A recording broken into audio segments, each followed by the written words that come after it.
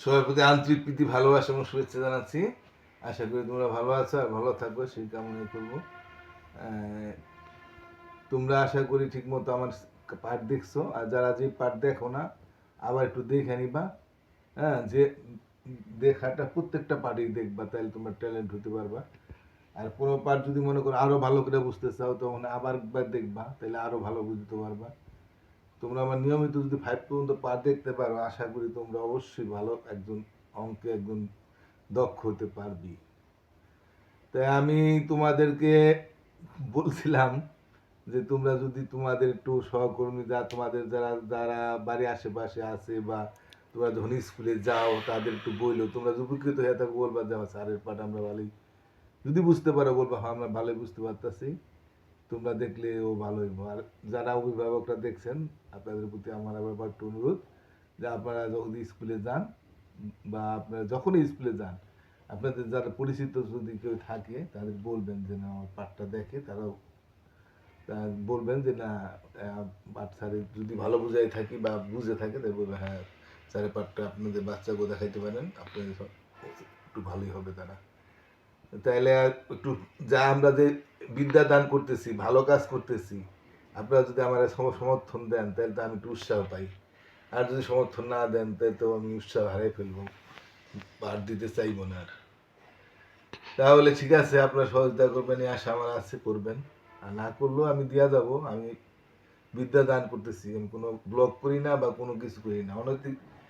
অনেক দিক কাজও আপনারা সমর্থন দেন, কিন্তু আপনারা এটা সমর্থন দিলে নিশ্চয়ই সোয়াব পাবেন। তো ঠিক আছে, আমি তোমাদেরকে যারা ছোটো ছোটো যারা দেখছো তাদেরকে আমি বলতে কথা দিয়েছিলাম যে আমি যে কোনো পাঠে একটু গান গাবো, তাই আমি একটা গান গাই। তোমরা মেঘের কুলে রোদ এসেছে, বাদল গেছে টুটি, আজ আমাদের ছুটি ও ভাই আজ আমাদের ছুটি। হ্যাঁ, রবীন্দ্রনাথ ঠাকুরের এই কবিতাটা নিশ্চয় পড়ছো। এতে এই কবিতাটা দেখুন তো একটা গানেও আছে। এই কবিতার মাধ্যমে, সুরের মাধ্যমে কীভাবে গাইতে হয় আমি তোমাদের গাইতেছি গানটা। মেঘের কুলে রোদ এসেছে, বাদল গেছে টুটি, হা হা হা হা হা।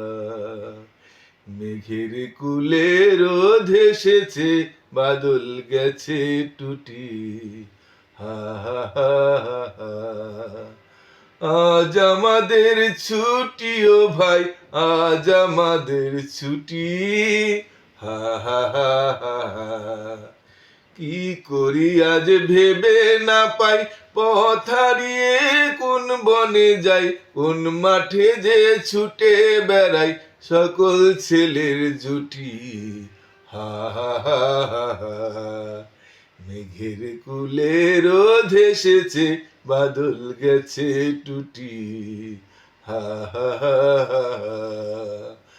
আজ আমাদের ছুটি ও ভাই আজ আমাদের ছুটি, হা হা হা হা হা। কি করি আজ ভেবে না পাই, পথ হারিয়ে কোন বনে যাই, কোন মাঠে যে ছুটে বেড়াই, সকল ছেলের জুটি, আহা হা হা হা।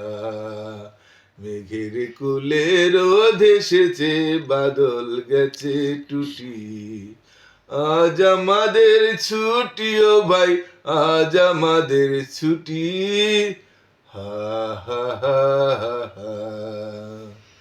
একদিন একটু বেশি হয়ে গাবো নে, আরও আছে। তো ঠিক আছে, তোমাদেরকে আমি পাঠ শুরু করি।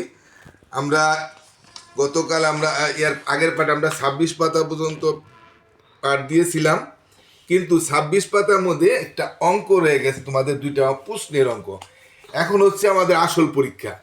হ্যাঁ, এখানে একটি দেখো, একটি চিড়িয়াখানায় গতকাল, হ্যাঁ এখানে 4টা সংখ্যা না, 4টা সংখ্যা গেলে 1000 হয়।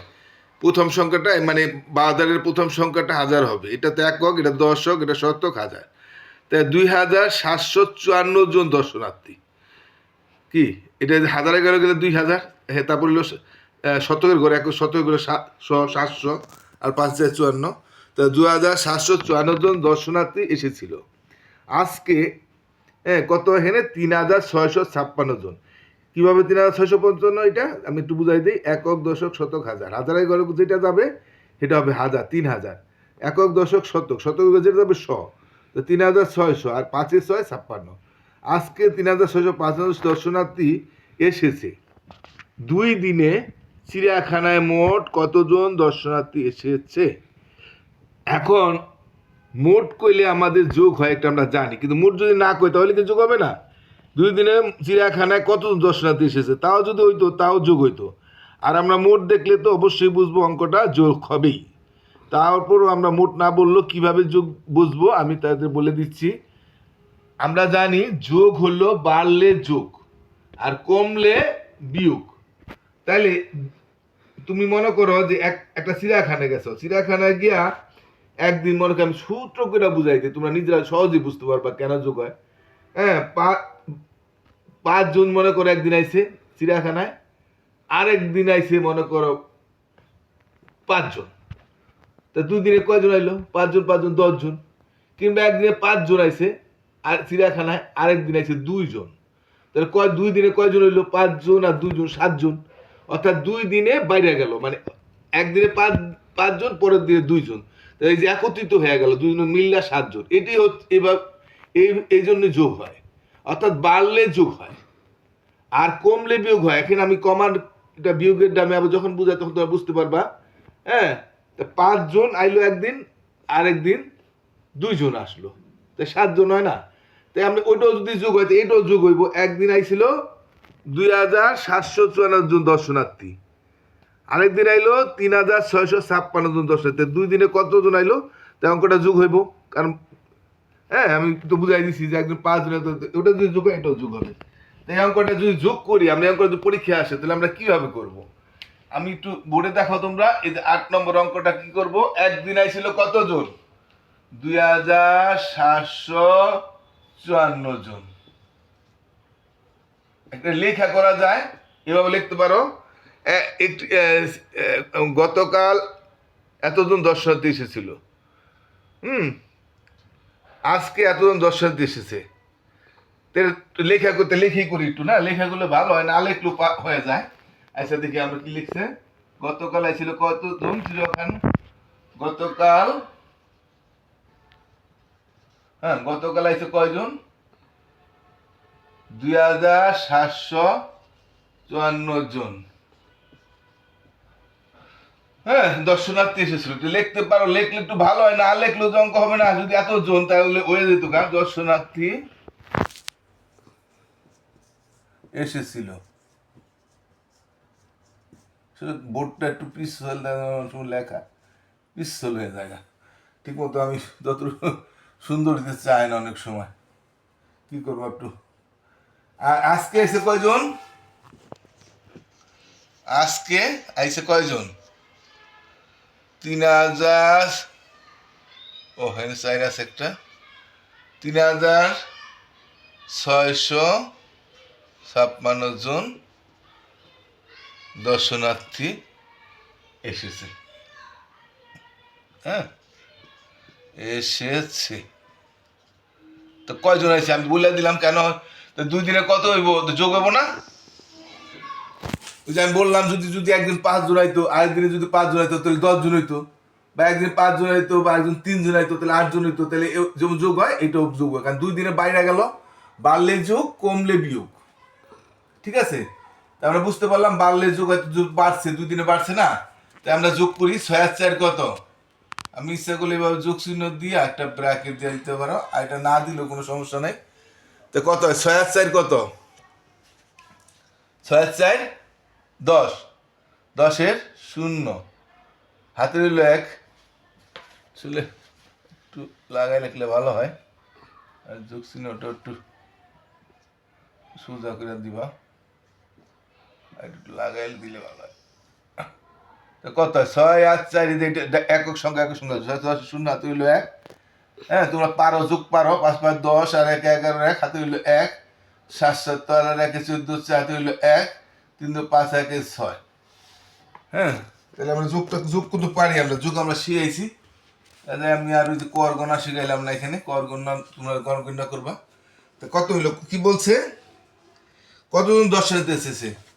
হ্যাঁ, এই যে বলছে কতজন দর্শনার্থী আছে, কতজন দর্শনার্থী এসেছে। তাহলে এতজন দর্শনার্থী এসেছে 2 দিনে। দর্শনার্থী এসেছে, এ ছয়কাশে এসেছে। 2 দিনে এত শস্য এসেছে না? উত্তরটা তুমি উত্তর লিখে দিতে পারো। উত্তর সবসময় এই দ্বারা লিখবা, ডাইন দ্বারা লিখবা, এখানে লিখবা না, এই দ্বারাই লিখবা। 6 4 1 সরি 6 4 1 0।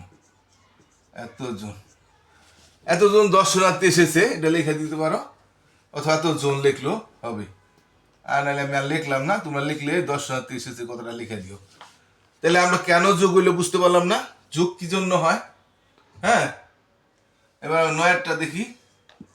9টা কি, 9 নম্বরটাকে কি বলছে দেখো তো, তোমাদের বই কি লিখছে। একটি পাইকারি দোকানে, এই যে সংখ্যা প্রথম 1000, 4416 বস্তা চাল, এটাও 4 সংখ্যা, তাই 3000, হ্যাঁ 1000 হবে, 3241 বস্তা গম এবং 1537 বস্তা চিনি আছে। ওই দোকানে কতগুলো বস্তা আছে, এখানে কিন্তু মোট বলে নাই, তারপরও যোগ হবে। কেন যোগ হবে? কারণ আমরা জানি যে 3টা একটা দোকানে 4416 বস্তা চাল, 3241 বস্তা গম এবং 1537 বস্তা চিনি আছে। ওই দোকানে কতগুলো বস্তা আছে। এখন আমরা যদি এটা কেন যোগ হবো, কারণ 3টা বস্তা মিল্লা কতগুলি আছে এটা আমরা একত্রিত করলে এটা বাইরে যাব না, বাড়লে যোগ হবো না। এখন তোমরা যদি সহজভাবে বুঝাই দিই তাহলে তোমরা অতি সহজে বুঝতে পারবা।